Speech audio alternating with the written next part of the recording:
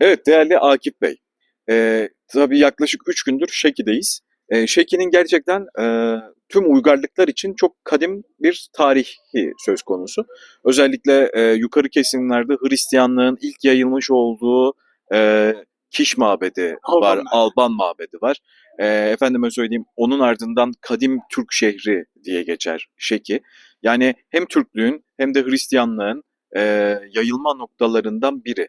Ve gerçekten tarihi dokusuyla, atmosferiyle, bu yeşilliğiyle, doğasıyla çok ön plana çıkmış ve tüm dünyadan turistlerin en uğrak noktalarından biri Azerbaycan içinde.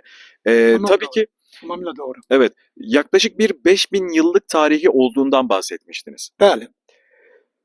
Əvvələn söhbətin o hissəsindən başlayayım ki, siz dediniz ki, biz 3 gündür buradayıq. Evet, Şəkini tanımaq üçün müəllim, 3 gün çox azdır. evet çok doğru. Gərək siz hər muzeydə, hər evdə 3 gün qonaq olasınız ki, bu tarixi, bu ənənəni, bu e, milli kökə bağlılığı belə deyək də bir sistemə sala biləsiniz, özünüz üçün, yaddaşımız üçün. Yəni bu tarixi bəli 5000 illik tarixi olan bir şəhərdir, qədim bir şəhərdir, qədim bir türk yurdudur. Buradakı tarixi evlər, binalar, körpülər, saraylar, karvansaraylar hamısı tarixdən xəbər verir. Ona görə də şəhərin böyük bir hissəsi qoruq elan olunur. Evet, Və böyük bir hissəsi dünyanın humanitar təşkilatları tərəfindən sayılır, seçilir, qiymətləndirilir.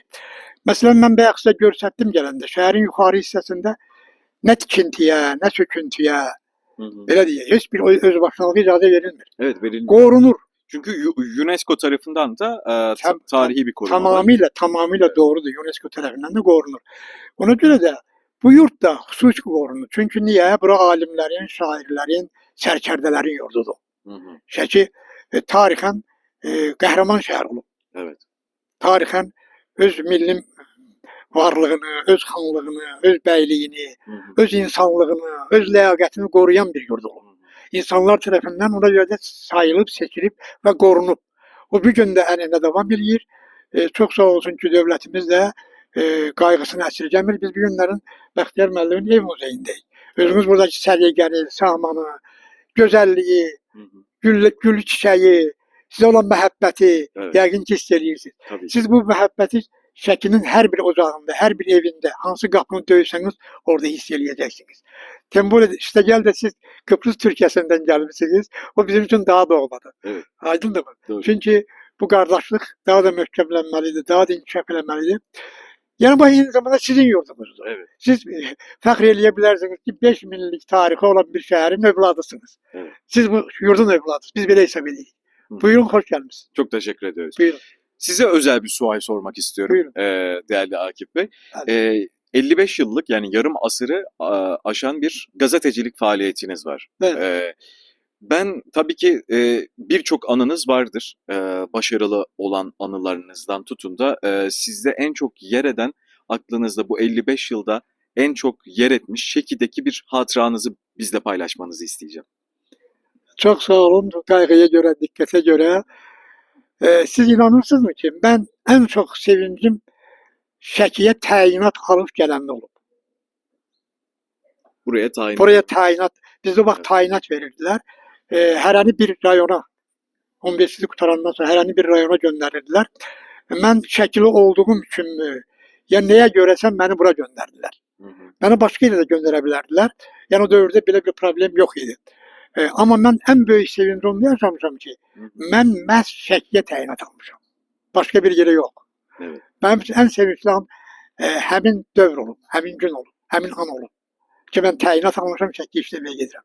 Evet. Mən əvvəllər də Şəkini çox sevmişəm. Yəni uşaqlığım, gəncliyim burada keçib və həyatımın da bayaq siz dediyiniz kimi 55 illik jurnalistlik fəaliyyətim də bu yurdla bağlıdır. Hı hı. Əlbəttə bu zonada mən sonra müxbir işlədim. Yəni qonşu rayonlara da getdim, gəldim. Oğuz, Qəbələ, bu yandan Zaqatala, Qax, Balakən. O zona müxbir deyirdilər buna. Evet. Mən Şəki Bölge. qəzetində işləyə eyni zamanda həmin bölgə üzrə də xüsusi müxbir işlədim. Evet. Belə. O yüzden bu bölgeleri tabii ki tüm mesainizle birlikte bu bölgeleri çok iyi Əlbəttə. biliyorsunuz. Sizin kimi gənc vaxtımda mən Bir neçə gün Balakəndə qalırdım, bir neçə gün Zaqatalada qalırdım, bir neçə gün Qaxda qalırdım. Qonşu rayonlardır da bunlar. Mən arzu edirəm ki, siz o yurdu da, o yerləri də ziyarət eləyəsiniz və biz bir yerdə. Mən öhdəlik götürürəm ki, siz nə vaxt gələcək olsanız, mən sizə Böyük Qafqazın cənub ətəkləri deyirlər. Evet.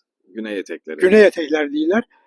Mən öhdəlik götürürəm ki, amma acal-macal versə mən sizə hamısını gəzdirəcəyəm. Mutlak. Orada hər bekleyeceğiz. Orada hər daş, hər bulaq, hər dağ, hər ağac bana tanış, doğmadır. Evet. Onu mənə bəs Şəkiyə təyinat aldığım üçün Evet. o xoşbaxtlığı Anladım. mənə veriblər. Mən Ve başqa en büyük anınız da zaten bu. bəli, ən böyük sevincim də bu olur ki, mən Şəkiliyəm və Şəkidə xidmət edirəm.